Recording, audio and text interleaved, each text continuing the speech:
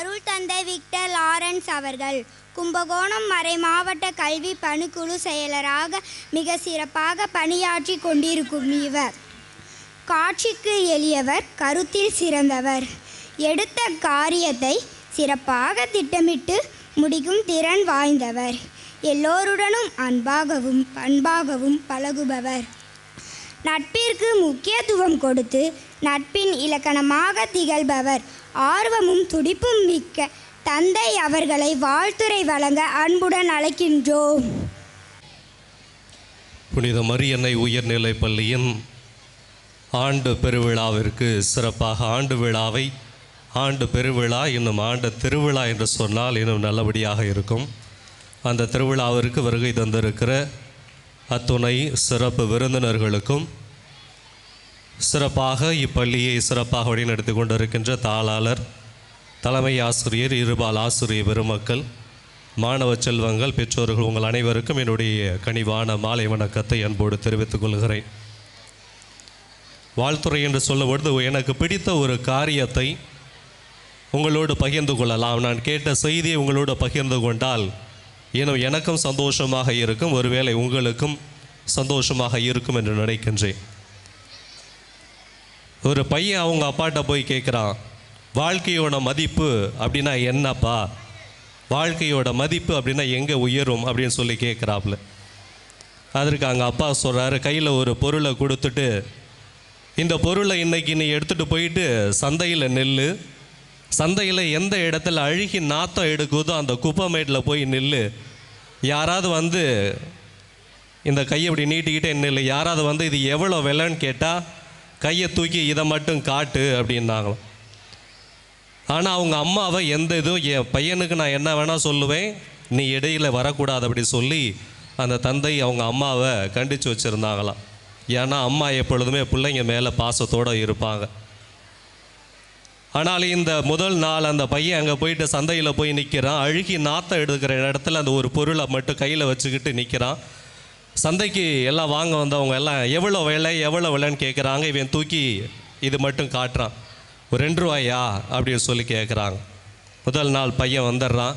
ஏன்னா அவனுடைய அனுபவத்தை சொல்லணுன்னு, எல்லாமே நாத்தம் அழுகி எடுத்துச்சு, ஆனால் நீங்கள் கொடுத்த பொருளினுடைய விலை 2 ரூபா தான் அப்படின்னாங்க. அதே அடுத்த நாள், நான் இப்போ கொடுத்த அதே பொருளை மியூசியத்துக்கு எடுத்துகிட்டு போ, அங்கேயும் போய் நெல், அந்த பொருளை அப்படியே காட்டு, அப்பையும் கையை தூக்கி 2ன்னு மட்டும் காட்டு அப்படின்னு சொல்லி சொன்னாங்களாம். அப்போ அங்கே வந்தவங்கெல்லாம் அந்த பொருளை பார்த்துட்டு, இந்த பொருளுடைய மதிப்பு 20,000மா, 2 மட்டும் காட்டுறான், ஆனால் மக்கள் எல்லாம் புரிந்து கொண்டது 20,000. அதே தான் அந்த அனுபவத்தை வந்து பையன் வந்து சொல்கிறான். 3ஆவது நாள் அதே பொருளை எடுத்துகிட்டு ஒரு நகை வியாபாரிகிட்ட போகிறான். அங்கே போயிட்டு இந்த பொருளை காட்டிட்டு இப்படின்னு காட்டுறான். இந்த பொருளுடைய விலை 20 லட்சமா, இது 20 லட்சம் கிடையாது, அதற்கும் மேலாக இருக்கும் அப்படின்னு சொல்லி சொல்கிறான். அந்த பொருள் என்னன்னா ஒரு மிகப்பெரிய ஒரு வைரக்கல் சந்தையில் போய் நிற்கும் பொழுது அதனுடைய விலை வெறும் 2 ரூபாய். அதே வைரத்தோடைய விலை மியூசியத்துக்கு போகும்போது 20,000 ரூபாய். ஆனால் அதே வைரத்துடைய விலை 20 லட்சத்துக்கும் மேலாக போய் கொண்டிருக்கிறது. ஒரு சாதாரண ஒரு பொருளுடைய விலை இடத்திற்கு ஏற்றால் மாறிக்கொண்டே வருகிறது. ஆனால் இந்த இடத்தில் நான் கல்வியை வைத்து பார்க்கலாம் என்று நினைக்கின்றேன். ஏறக்குறைய நீங்களும் அதற்கு சம்மதிப்பீர்கள் என்று நினைக்கின்றேன். ஏனென்றால் கல்வியை நம்மளுடைய கரங்களில் ஏந்தி கொண்டு சந்தையில் நின்னாலும் சரி, மியூசியத்தில் போய் நின்னாலும் சரி, எப்படிப்பட்ட இடத்துல போய் நின்னாலும் சரி, அதனுடைய மதிப்பு எப்பொழுதுமே குறையாது, எப்பொழுதுமே உயர்ந்ததாகவே தான் இருக்கும். 2 ரூபாயா மட்டும் இருக்காது, 20,000 மட்டும் இருக்காது, 20 லட்சமாக மட்டும் இருக்காது. மாறாக அதனுடைய மதிப்பு எப்பொழுதுமே எல்லா இடத்திலும் உயர்ந்ததாகத்தான் இருக்கும். இப்படிப்பட்ட ஒரு மதிப்பிட முடியாத ஒரு கல்வியை இந்த பள்ளிக்கு சிறப்பாக அளித்து கொண்டிருக்கிற ஒரு மிகப்பெரிய உயர்வு எல்லாமே நம்முடைய தாளாளர் அவர்களுக்கும், இன்னும் சிறப்பாக நம்முடைய தலைமை ஆசிரியர் தந்தை அவர்களுக்குமே தான் சாரும் என்பது நானும் ஏற்றுக்கொள்கிறேன். நீங்கள் கண்டிப்பாக அதை ஏற்றுக்கொள்வீர்கள் என்று நினைக்கின்றேன். ஏனென்றால் இந்த ஆண்டு மட்டும் கிடையாது, ஏதோ கல்வி பொறுப்பை ஏற்றதனால் மட்டும் கிடையாது. நான் தந்தையை பற்றி விவரம் தெரிந்த நாள் முதல் அவருடைய ஸ்டேட்டஸ் எல்லாத்தையுமே தொடர்ந்து பார்ப்பேன். நிறைய போட்டுக்கிட்டே இருப்பார். போட்டும் போதெல்லாம் உண்மையிலேயே தந்தையை நீங்களாம் எனக்கு ஒரு மிகப்பெரிய ஒரு முன்னோடி.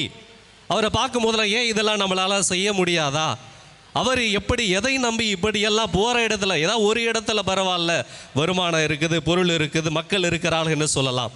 ஆனால் போகிற இடத்துல எல்லா இடத்துலையுமே அது தொட்டியம் பள்ளிக்கூடமாக இருக்கலாம், இங்கே இருக்கலாம், இன்னும் இங்கே முன்னாடி இருந்த பள்ளிக்கூடங்களாக இருக்கலாம், எல்லா இடத்துலையுமே இதே சிறப்பு தான் இருந்து கொண்டு இருக்கிறது. ஆக இந்த இது சுற்றி இருக்கிற மனிதர்களால் கிடையாது, மாறாக தந்தையவருடைய ஒரு முன்னெடுப்பு, தந்தையினுடைய ஒரு ஆர்வம், தந்தையினுடைய ஒரு விவேகம், அப்படிதான் அதுதான் அவருக்கு மிகப்பெரிய வழிவகுக்கும் என்று நினைக்கின்றேன். அப்படிப்பட்ட ஒரு மனிதரை ஆசிரியத்தோடு என்றுமே பார்த்து கொண்டிருந்தேன், இன்றும் பார்க்கிறேன், நாளையும் பார்ப்பேன் என்ற ஒரு நம்பிக்கை இருக்கிறது. ஆக இப்படிப்பட்டவர் எல்லா பெருமைக்கும் உரிய தந்தை அவர்களை உங்களுடைய பெயராலும், சிறப்பாக இருக்கிற பெற்றோருடைய பெயராலும், தாளாளர் பெயராலும், இன்னும் இருபால் ஆசிரிய பெருமக்கள், மாணவ செல்வங்கள், இங்குள்ள சிறப்பு அழைப்பாளர்கள் பெயரால் என்னுடைய மனமார்ந்த நன்றியை, என்னுடைய மனமார்ந்த வாழ்த்துக்களை அன்பு தந்தையர்களுக்கு சிறப்பாக தெரிவித்துக் கொள்கிறேன். இந்த வாய்ப்பினை நல்கிய ஒவ்வொரு நல்ல உள்ளங்களுக்கும் நன்றியை தெரிவித்துக் கொண்டு விடைபெறுகிறேன். நன்றி, வணக்கம்.